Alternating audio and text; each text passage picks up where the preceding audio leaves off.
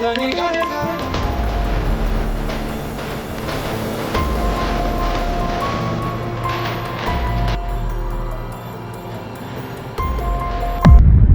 அமௌண்ட்டுகளுமே நான் ப்ராஃபிட் எடுத்து கார் வாங்குறதுக்கோ வீடு வாங்குறதுக்கோ ஆடம்பர செலவுகளுக்கோ ஃபைனலி நாம ஒரு மாசம் எடுத்த ப்ராஃபிட்டை ஒட்டு மொத்தமா நம்ம கையில எடுத்திருக்கிறோம்.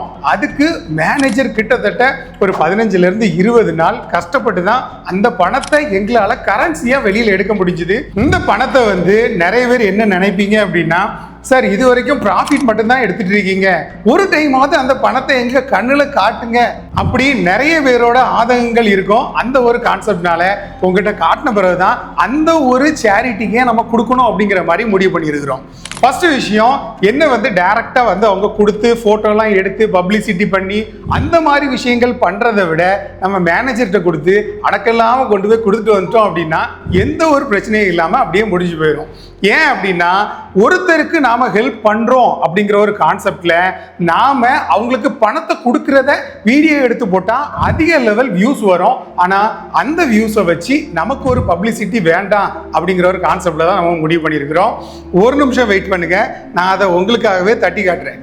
1 minute later. இது கிட்டத்தட்ட 15 நாள் மேனேஜர் பேங்குக்கும் நம்மளோட ஆபீஸுக்கும் நடையா நடந்து இந்த பணத்தை வித்ட்ரா எடுத்திருக்கிறார்.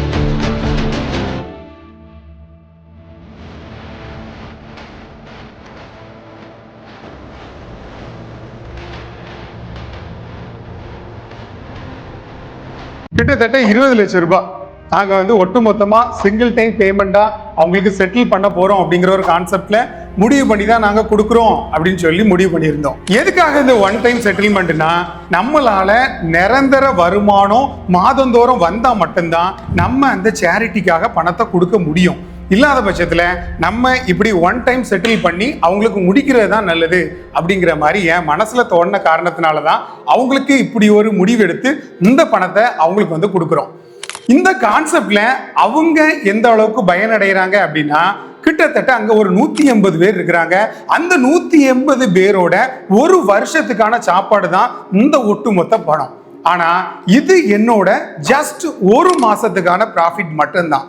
ஆனா இதை தாண்டி நான் எடுக்கக்கூடிய ப்ராஃபிட்டுகள் எல்லாமே நம்மளோட ஆஃபீஸ் எக்ஸ்பென்சஸுக்கும் உங்களுக்காக நான் ஓப்பன் பண்ண அந்த ஒரு புரோக்கருக்கும் ஒட்டு மொத்தமாக நான் செலவு பண்ண போறேன்.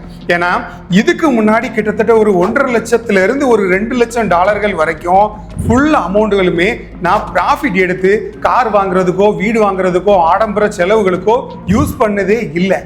ஒட்டு மொத்தத்தையும் என்னோட ஹாபியா இருக்கக்கூடிய மக்கள் ப்ராஃபிட்டா இருக்கணும் அப்படிங்கிற ஒரு கான்செப்ட்ல பிரைவேட் ட்ரைனிங்கா இருக்கட்டும், இல்ல எந்த ஒரு எஜுகேஷனல் பர்பஸா இருக்கட்டும், எல்லாமே மக்களுக்காக தான் பண்ணிட்டு வரேன்.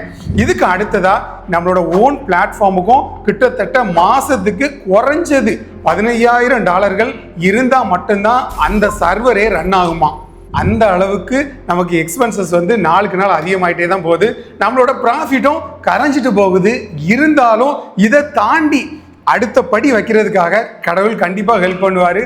அந்த ஒரு முயற்சியில தான் இந்த ஒரு நாளை தொடங்குறோம். கண்டினியூவா நம்ம சேனலோட எல்லா ஹெல்ப்பும் வேணும் அப்படின்னு நினைச்சீங்கன்னா மறக்காம சப்ஸ்கிரைப் பண்ணி வச்சுட்டு கண்டினியூ பண்ணுங்க. எல்லா டீட்டெயிலும் உங்களுக்காகவே எக்ஸ்க்ளூசிவா நானே கொடுக்குறேன். அண்டில் தென் அடுத்ததான் நாம எதை பத்தி வீடியோ போடணும், எதை பத்தி வீடியோ போட்டா உங்களுக்கு யூஸ்ஃபுல்லா இருக்கும் அப்படிங்கிறத மறக்காம கமெண்ட்ஸ்ல கேளுங்க. தேங்க்ஸ் ஃபார் வாட்சிங் FX Man Gold.